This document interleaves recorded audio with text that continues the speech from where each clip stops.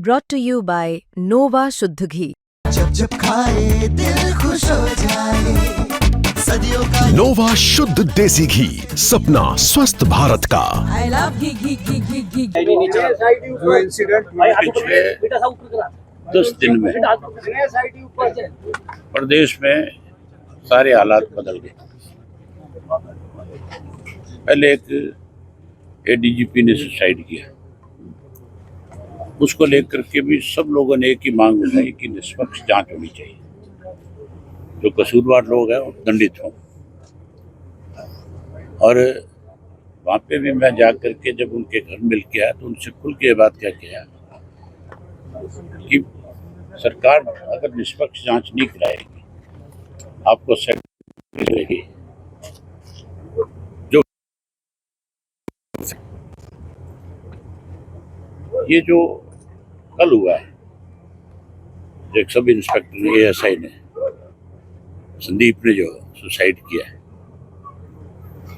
जो उसने अपना वीडियो डाला है, उस वीडियो के आधार पर एफआईआर होनी चाहिए और इसकी जांच में सीबीआई से और सीबीआई के साथ सिटिंग हाई कोर्ट के जज के मौजूद उसकी देखरेख में हो, ताकि सारी चीज़ें जो है सामने आए।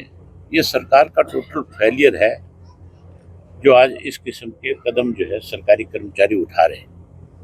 आज इस प्रदेश के अंदर ऐसे हालात पैदा हो गए कि भ्रष्टाचार चरम सीमा पे चला गया, कानून व्यवस्था खत्म हो गई।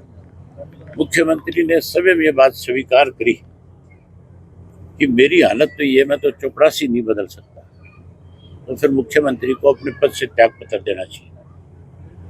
जब वो ये बात स्वीकार करता है उसकी हालत इतनी कमजोर है तो कम से कम प्रदेश के लोगों के साथ तो उसको विश्वासघात नहीं करना चाहिए। प्रदेश मुख्यमंत्री जो होता है उसकी जिम्मेवारी पूरे प्रदेश की होती है, हर नागरिक की होती है। प्रदेश में कहाँ गलत हो रहा है, कौन लापरवाही कर रहा है, कौन अधिकारी किसी के साथ अन्याय कर रहा है, उसको कौन देखेगा। अगर उसके कहने से चपरासी नहीं बदले जा सकते, उसकी चपरासी नहीं सुनने को तैयार, तो फिर उसको इस पद पे नहीं रहना चाहिए, पद छोड़ देना चाहिए और ये जिम्मेवारी किसी और व्यक्ति को दी जाए। दोनों मामलों में सरकार की लापरवाही हुई है। टोटल सरकार की लापरवाही की वजह से ये हुआ है। उसने तो आईजी ने जो है, जो एडीजीपी था, वो तो 10 साल से कंप्लेंट कर रहा था कि मेरे साथ गलत हो रहा है। उसकी जांच उस वक्त होनी चाहिए थी। अगर उस वक्त सही तरीके से जांच हो जाती सारी बातों, तो मेरे ख्याल इस तरह के हालात पैदा नहीं होते।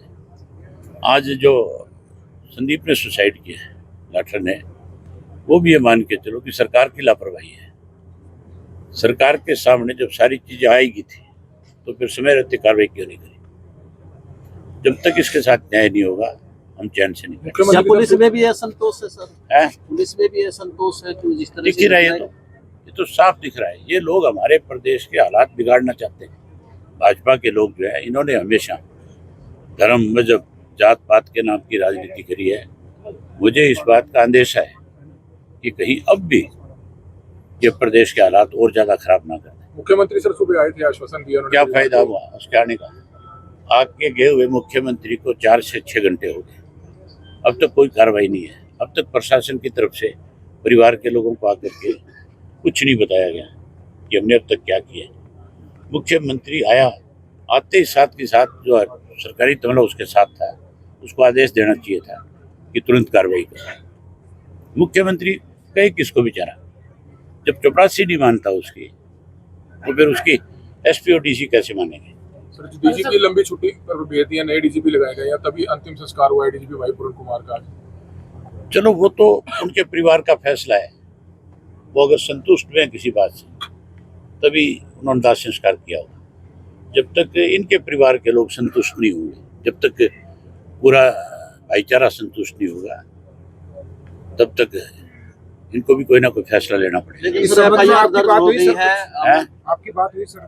हाँ, मेरे परिवार के सब सदस्यों से बात हुई है। सब ने यही कहा है कि हमने जो मुख्यमंत्री के सामने अपनी बात रखी, जब तक सरकार उस पर आगे नहीं बढ़ेगी तब तक हम कोई फैसला नहीं लेंगे। अच्छा सर, आप भी सत्ता में रहे हैं, क्या इस तरह का पहले भी होता था या- हमारे वक्त में आज तक नहीं हुआ, किसी के वक्त में नहीं होना चाहिए, फिर तो सरकार का फेलियर है, खत्म है। ठीक है।